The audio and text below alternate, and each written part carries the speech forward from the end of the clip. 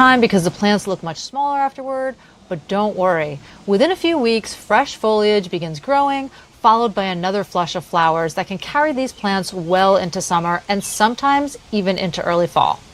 This is one of the easiest ways to refresh your garden without buying a single new plant. I think of it as giving these perennials a second chance to shine. If your containers or flower beds were overflowing with blooms, that has made a tremendous difference in my gardens. Plants like supertunias, calibrachoa, begonias, impatiens, lantana, and even my container combinations simply perform better when they're fed consistently. So if you want flowers until frost, do not skip this step. I'll link the fertilizers I use in the description below because they become part of my annual planting routine every single year. Another reason gardens start looking tired in July has nothing to do with the plants themselves.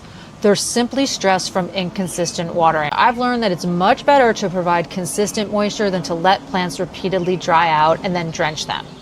One of the biggest changes I've made over the years is incorporating irrigation throughout my gardens. They deliver water slowly right where the plants need it, which means less water is wasted. The moisture to keep up with watering, especially your containers. I'll link the drip irrigation supplies and soaker hosers I use in the description below. One of the biggest ways I avoid the July garden slump is by choosing plants that naturally bloom for a long time. The more of these long blooming plants you incorporate in your garden, the fewer gaps you'll have throughout the growing season. And if you'd like to learn more about the longest blooming plants that I grow here in my Zone 6B garden, I'll link that video below. One of the biggest mistakes I see gardeners make is focusing only on flowers. Flowers come and go, but beautiful foliage lasts all season long. In fact, that's part of what makes gardening so enjoyable. The tulips of spring give way to the peonies, peonies give way to salvias, roses, and nepeta. Then come coneflowers, rudbeckia, hydrangeas, dahlias, ornamental grasses, and finally the beautiful seed heads in fall color that carry the garden toward winter. Every season has its own stars, or a shrub that always steals the show this time of year. Share it in the comments below because your ideas might help another gardener who's trying to beat the July garden slump. That's it, you guys. That's all I have for you today. If you found this video helpful and are inspired by it, please give it a thumbs up and subscribe to my channel. I will see you all in the next video. I appreciate you so much for being here in my garden today.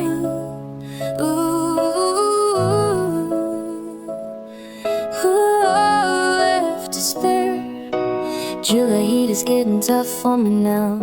Leaves are drooping, looking kind of brown. Dry soil moisture helps it grow. To say what's left of June.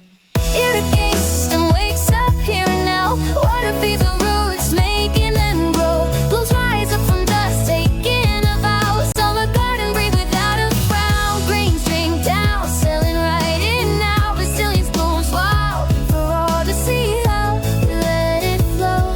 Yeah, we turn the tap, we let it flow.